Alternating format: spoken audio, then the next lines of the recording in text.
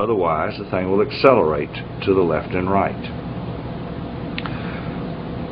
We can find out what the sum of everybody pushing in the right and left direction, just like we did a minute ago, by finding the components of these forces.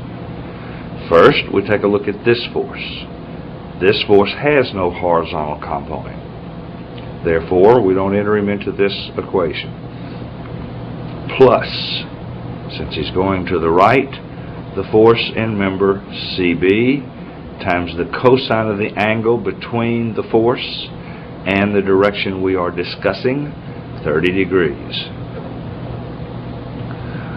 minus the force in member AC times the cosine of the angle between the force and the direction under discussion, 45 degrees. But we have one equation with two unknowns, and therefore we're going to have to get another equation in order to solve for it. Second equation says that the sum of all the forces up and down, if this is not a rocket, it's not, is 0, is equal to. We subtract the 98.1 newtons, that's 10 times 9.81. We add FAC, but not all of FAC points up, just a piece of FAC points up. So we multiply it times the cosine of the included angle. And then also pointing up, and therefore called a plus, is FCB, multiplied times the cosine of 60 degrees is the angle between the force and the angle and the axis direction under consideration. And then all you do is you punch it in the calculator and you solve those two numbers to tell you the answer for the force in CB and the force in AC. Alright, now then, since they have three-dimensional information in the text, that makes it possible that they may give you some three-dimensional problems on the quiz.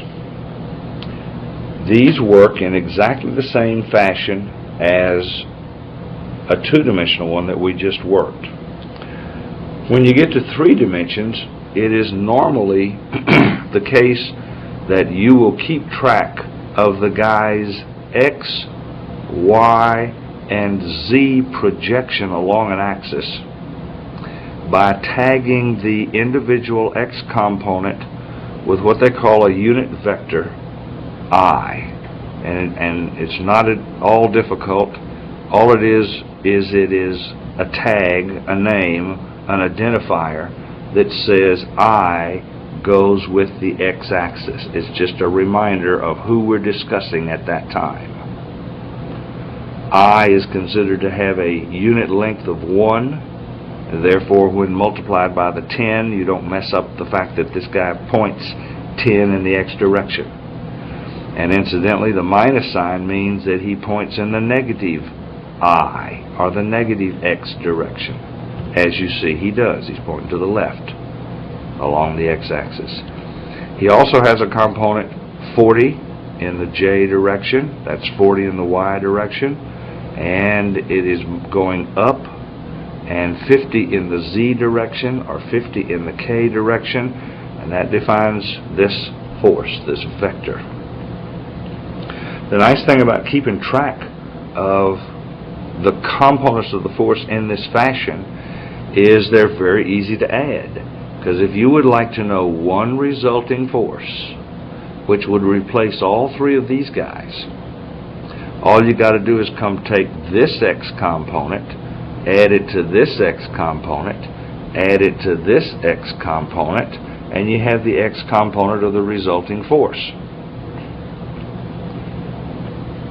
So for example, the one resulting force that would resolve these three forces would be minus 10 plus 15, we're 5 ahead of the game so far, plus 20, so that's plus 25 with an I for an identifier about which way we're talking about.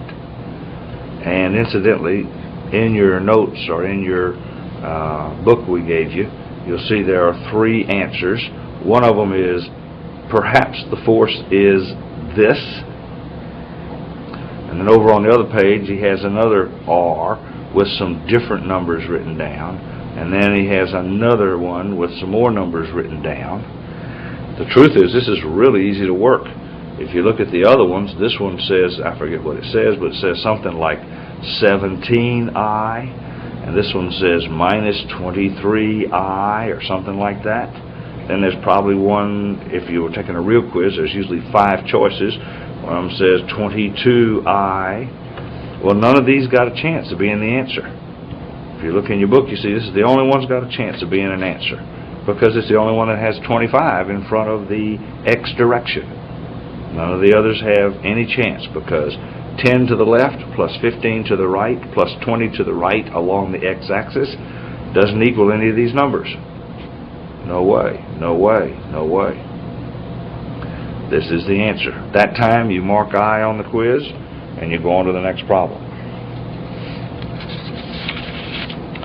Alright, sometimes you will see a force, instead of already being broken up into the X, Y, and Z components, you may see the force comes out here at some angle, and they tell you that this force came to here, and to here, and to here.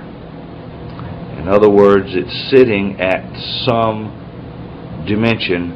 Perhaps this is 10 meters, this is 8 meters off of the X-axis, and this is up in the air along the Y-axis 20 meters. A lot of times, rather than showing you where it is to the end of the vector, they'll just show you from this point on the vector to another point on the vector. In that case, they may go over, and then they come out, not sure, and then they should go up, and they show it like that. And they may show this is a 10, 8, 20. But regardless of how they do that, if this was a 200 Newton force, you would be asked to be able to find this force's projection on this axis. You would have to be able to find this force's projection on the Z-axis. And you would have to be able to find this force's projection on the Y-axis. And that's pretty easy to do. It works just like it does in a two-dimensional case. First thing, in a two-dimensional case, you and I found out how long the vector really was by taking this squared, that squared, taking a square root. You can do the same thing with this original vector. This original vector has length 10 squared plus 8 squared plus 20 squared, and then you take a square root. So that says any vector sitting at that position in space has a length of 23.7 meters long, or whatever our units are. Now that means that this guy right here would be the force along the X-axis, and the force along the X-axis would have the magnitude 200 newtons, except not all of this points in the pure X direction, only 10/23 of it. That's how you find the X component, by saying how much does he point down the X-axis. He points 10 out of his total length of 23.7, and that's equal to 84.4 newtons magnitude along this three-dimensional X-axis. So that says this guy right here would be 200 newtons, and you multiply him times 8, because that's how much projection he has down that axis, over 23.7. Tells you he points in the z direction a total of 67.5. 67.5 newtons. And this guy right here points up 200 newtons multiplied times his upward projection was 20 times 20 over 23.7 is equal to 168.8. 168.8 newtons. Then if you take 168.8, square it, plus 67.5 and square it, plus 84.4 and square it, you ought to come out with, and hit the square root button when you add those three together, you ought to come out with about 200 newtons. And if it doesn't, then you just got a mistake in there. You'll have to dig it out. So that's how you find out a three-dimensional forces projection upon axes. Alright. Now then, let's talk about a second action or behavior. Forces not only have the tendency to push refrigerators to the right, they not only have the tendency to pick things up in the air, they also have a tendency to rotate those things. Now, many times the item itself is never truly going to rotate. It's really tied down tight. So instead, we may say how much moment is there about a point, or how much tendency to rotate is there about a point. For instance, this 500-pound force's tendency to roll about point A can be found by two items. First, we'd call it a moment.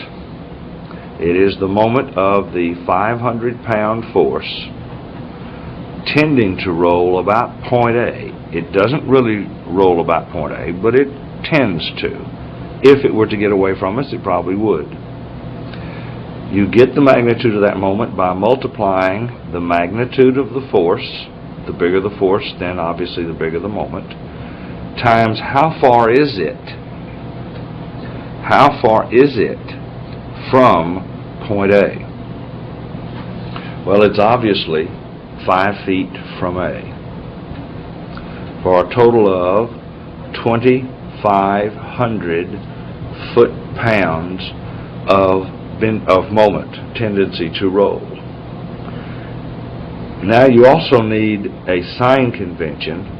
Most people pick this as positive X. Most people pick up as positive Y.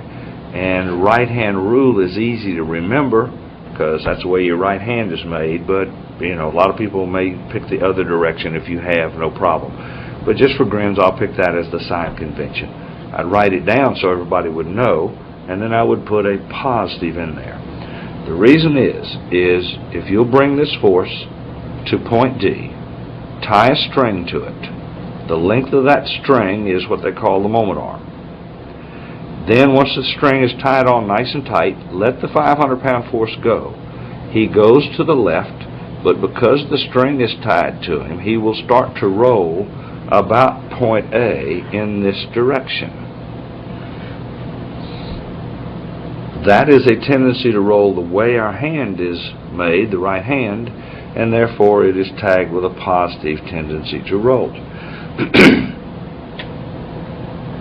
Alright, now let's find how much bending moment there is of the 500-pound force about point C. Here's the force. Here now is the point that I want to know how much tendency there is to roll. Now the moment arm is actually the perpendicular distance from the line of action of the force. It is not, for instance, just because the force is tied here, this is not the moment arm. This is the moment arm for this 500-pound force. If you have trouble with that, what you do is you get on this 500-pound force, you follow it to infinity in both directions, and when it gets as close to point C as it's ever going to get, stop moving your pencil. So here's the force. I start moving the force to the right. This is as close as it's ever going to get to point C, and therefore I tie the string to the force right there. The length of the string that I tie is 5 feet. It's a 5-foot string, and therefore the moment of the 500-pound force about point C is equal to, first you take the magnitude of the force, then you multiply it times the moment arm, and we get the same thing as we got before. Now sometimes your forces will be sloped, and the guy will ask you for the bending moment about point C. So here is the bending moment for the 2,000-pound force about point C. Well, strictly speaking, you should follow the 2,000-pound force to infinity in both directions until you get as close as you ever intend to or are able to point C, and it looks like that's the moment arm right there. Well, fool me on trying to figure that number out, as I've forgotten the equation to determine the distance between a point and a perpendicular to a line. It's a lot easier to take the 2,000-pound force's horizontal component and the 2,000-pound force's vertical component and find their tendency to rotate about point C, which is identical to the original force's tendency to roll. So this horizontal force right here would be 2,000 pounds times the cosine of 30 degrees. How much is that? 1732. 1732. And this vertical force is 2,000 pounds times the cosine of 60 degrees. 1,000 pounds. So now we can find the 2,000-pound force's moment about C by multiplying first the 1,732-pound force times his own personal moment arm. Well, here he is acting horizontally through D. He will get this close and no closer. He'll get to point B. If you tie a string to him at that point, that string will be 5 feet long, so he has a 5-foot moment arm. His tendency to roll, if he gets to point B and is tied to a string, he will roll this way, and therefore that is not a positive moment. It is a negative tendency to roll. Then we take the 1,000-pound force at D, the second component of the 2,000-pound force. We have 1,000 pounds of force. We have a moment arm. A lot of people, and I can almost assure you one of the answers on the quiz would be that the moment arm is from here to here. Another one probably is that the moment arm is from here to here. But the truth is, here's your 1,000-pound force. You're supposed to follow that 1,000-pound force until it gets as close to point C as it's ever going to get as close as it's ever going to get as close as you went too far. That's it. That's the moment arm. How long the string would be to tie to that force is 2 feet. A 2-foot moment arm. So you multiply that times 2 feet. Now, the tendency of this force to roll, pull it back till it gets to where you can tie a string to it, tie the string to it, and then let it go. Since it's pointing up, it'll start rolling this way about point C. That is not a positive right-hand rule moment, so that term is also minus. And then doesn't matter what you get, but whatever you get is the sum of those two numbers.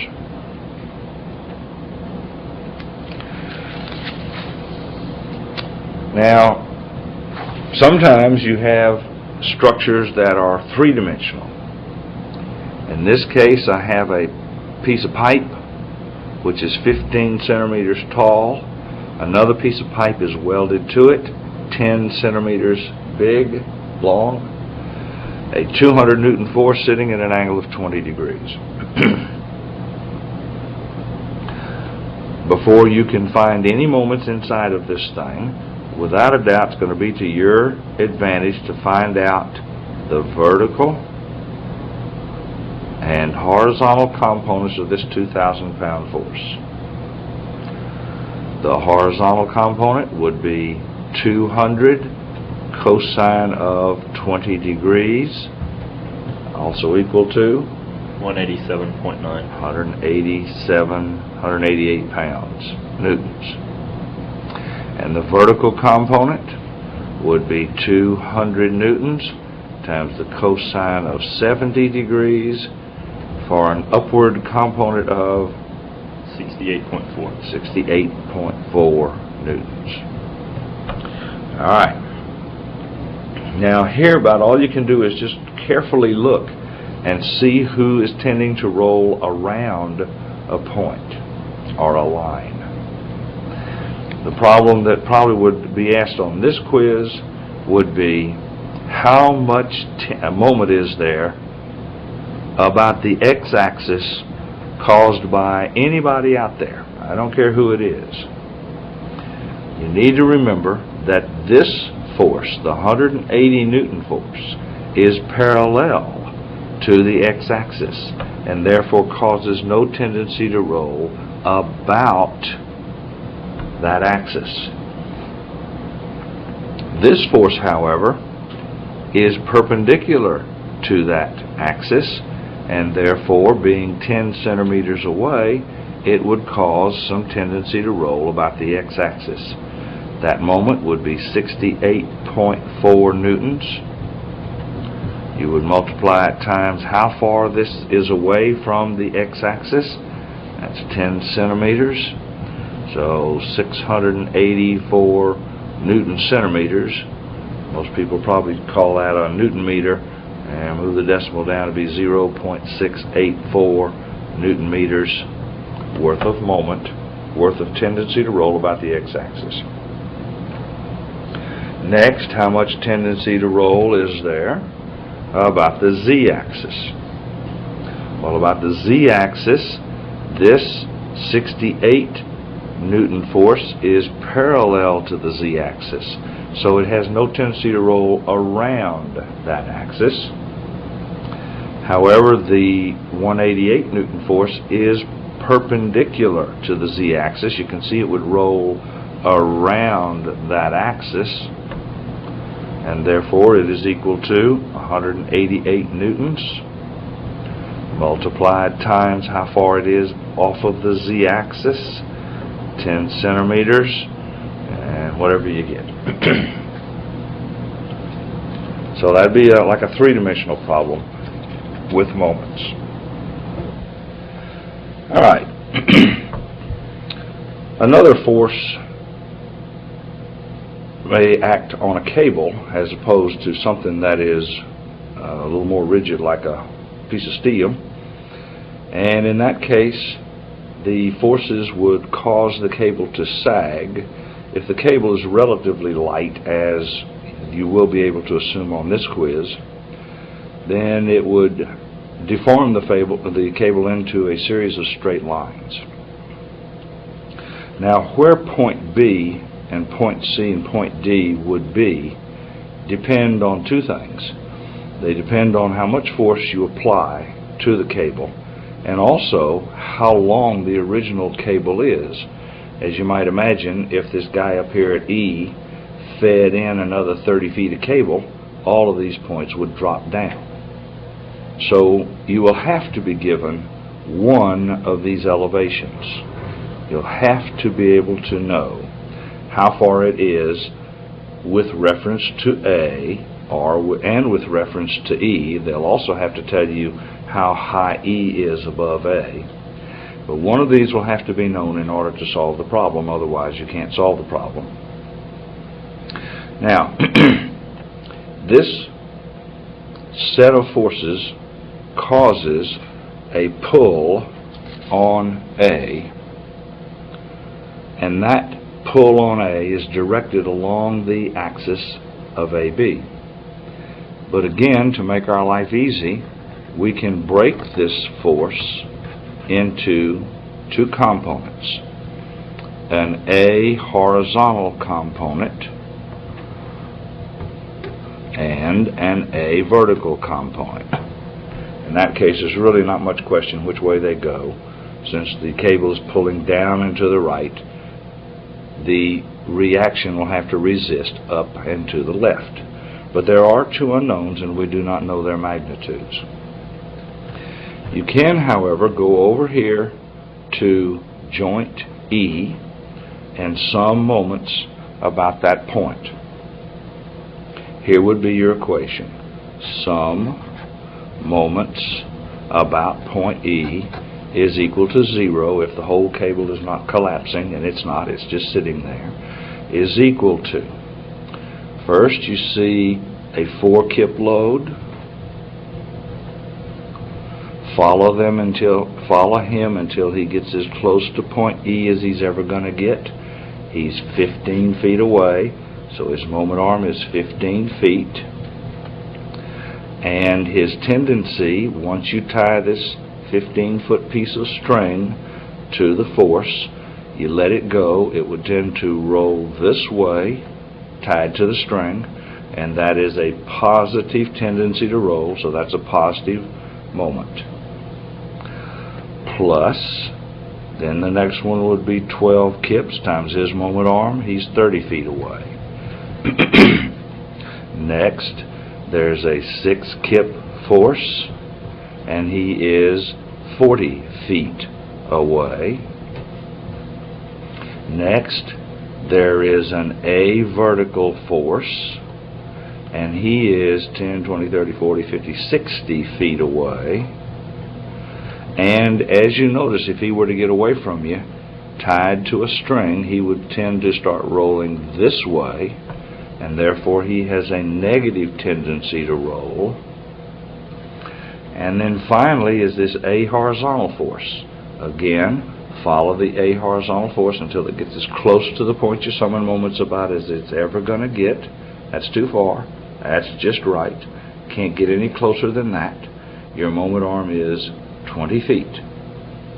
So A horizontal times a 20-foot moment arm, and his tendency to roll, drag him back here, drag him back, stop right there, put him on the page and tie a piece of string to him. If he gets away from you now that the string is attached, he'll roll this way. That is a negative tendency to roll, so you put a minus. Now that gives you one equation, but unfortunately it has two unknowns inside of it. So we must find another free body to give you a second opinion about what these two forces are. You could sum moments about B, but you don't know the moment arm because you don't know how far this B point sags down. So here's a good point to sum moments, because I know where C is horizontally, and someone measured how far point C was below this reference line.